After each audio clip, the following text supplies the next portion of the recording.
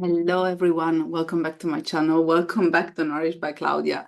Today we're diving into a topic that's super important for anyone working on their health journey, and that's body checking. Whether it's stepping on the scale multiple times a day or even once a week, or scrutinizing yourself in the mirror or constantly grabbing at parts of your body checking can keep us stuck in a negative cycle and on self-deprecating thoughts. But here is the thing, we can break free from body checking, and that's what we are going to discuss in today's video.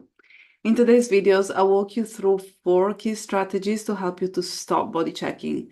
We'll cover how to obstruct triggers like the scale, delay, and self-soothe when the urges arise, and also minimize the time spent on it, and most importantly, accept the temporary discomfort that comes with making real progress. So if you're ready to free yourself from the habit and focus on healing your body, this video is definitely for you. So stay tuned until the very end and let's now dive in. So the first step that you can really welcome into your life if you want to stop body checking is obstruction. So what does it mean to obstruct? Obstruction means to prevent yourself from actually engaging in that particular behaviors.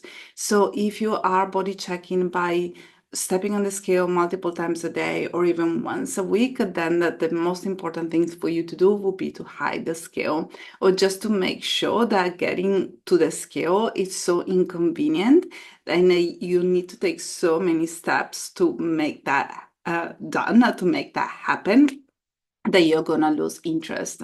Something else could be also putting on old jeans, your old skinny jeans. So something else that you can do is just letting them go, give them to someone else, sell them away, do whatever you need to, but just obstruct. And obstructions, once again, means hiding, just creating some distance between what is allowing you, what is allowing you to stay stuck in that disorder behaviors. The second thing that I really would recommend you to do is to delay and to self-soothe. So I'm going to give you an example of what this means. Body checking can look like, for example, looking at your stomach and pinching part of the stomach, right? Or once again, it could be stepping on the scale and looking at the number. So there are a couple of things that you can do. The first one is actually delaying the behaviors. So instead of thinking, I'm going to step on the scale right now, just delay it by 10 minutes, by half an hour, by an hour. Do whatever you need to do in that time frame to really calm down your nervous system and to start soothing yourself. Sometimes we body check from a place of anxiety or from a place of not feeling great with ourselves. So something that you can definitely do is thinking about body checking, is thinking about stepping on the scale, is thinking about looking at parts of your body, and instead delaying that action and doing something else that is helpful for you. So for example, instead of stepping on the scale, could be making yourself a cup of tea or a cup of coffee and maybe a large cup of tea, so that you know that by the time that you step on the scale, the number that you're gonna see is absolutely inaccurate because you have already drank and you have already dressed yourself up, so it's completely useless to actually check the weight on the scale. If instead normally what you do is looking at parts of your body, something that I really encourage you to do is actually to dress yourself up nicely, take yourself out for a walk, listen to a very empowering podcast, and then come back to that thought later. And maybe you will notice that by the time that you come back to the thought is completely gone. So there are a couple of things that I really would like you to do from the get-go. So the first one is to make the behavior difficult. So obstruct the behavior, just make it extremely difficult to make that happen. And the second thing is to actually delay the behaviors. And when you're delaying the behavior, also make sure that you self-soothe yourself, meaning calling your friends, listening to a podcast, going for a walk, having a nourishing meal, having a nice cup of tea, just listen to some guided meditation, look outside, look at the stars, look at the moon, look at the sun, just do something that really is nurturing from your soul and from your spiritual health. Something else that I also would encourage you to do is to minimize the time that you spend engaging in that behavior. So once again, let's go back to the example of stepping on the scale. If you normally step on the scale multiple times a day, let's see if you can minimize the time that you actually engage in that behavior. So if normally you step on the scale 7 times in a day, let's see if you can step on the scale simply 5 times on the first day, and then 4 times on the third day, and so on and so forth. If you instead look at yourself, check your body every single time that you go to the bathroom or just before going to sleep, because you have a big mirror on your wardrobe, something that I encourage you to do is to actually switch off the light before you get into bed. So just make sure that you put your pajamas on in a separate room, which is not the bathroom, it's not your bedroom. And then once you get into the bedroom, you're already completely dressed up. And if you're still tempted to check your body, you can switch off the light and simply jump into bed and maybe hug a nice pillow and just think about nice thoughts and move on with the rest of your life.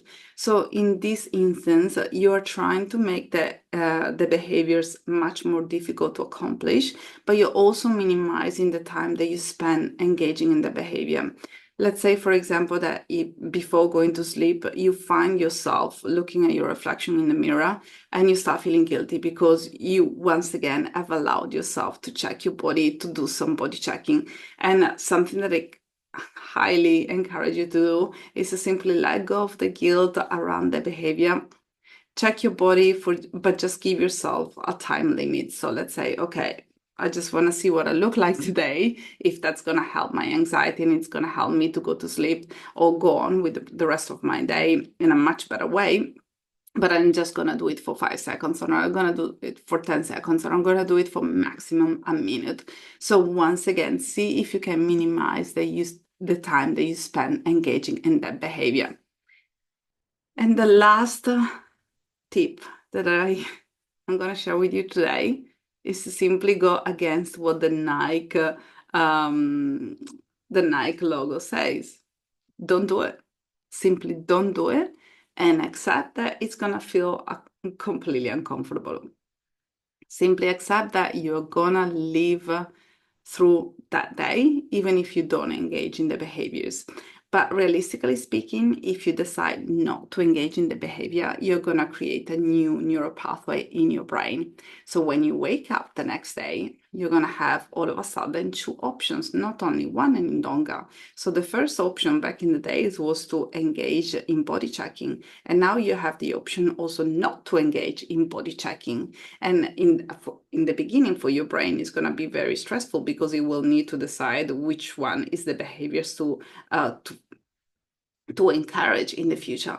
So if you keep deciding not to body check, at some point your brain is going to say, okay, this is not resourceful. Claudia doesn't need me to remind her to body check, so I'm going to let this thought go. I'm going to let this behavior go. And that's exactly how our brain works. Our brains keeps repeating the same thoughts as it thinks that it's necessary for survival.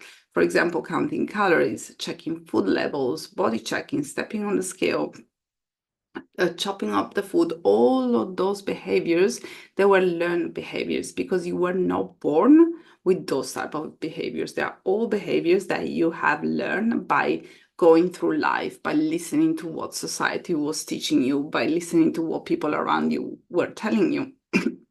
And now you have an option. You have an option to choose differently, to do exactly what you want, to shape your future the way that you want to. So once again, if today you decide not to body check, congratulations. I know fully, I'm 100% sure that you're going to survive. And I know that it's going to feel slightly uncomfortable. But I know that you can power through those emotions and I know that you can move on. So thank you so much for watching this video. I really hope that this was helpful. And just to sum it up, there are 4 ways that you can really help yourself to stop body checking. The first one is to make it super, super difficult. So I'll obstruct, hide the scale, hide the mirrors, hide the behaviors. The second one is to delay and also to self-soothe while delaying the behavior. Minimize the time that you spend body checking. And the last one, possibly the most powerful one, is to decide not to do it.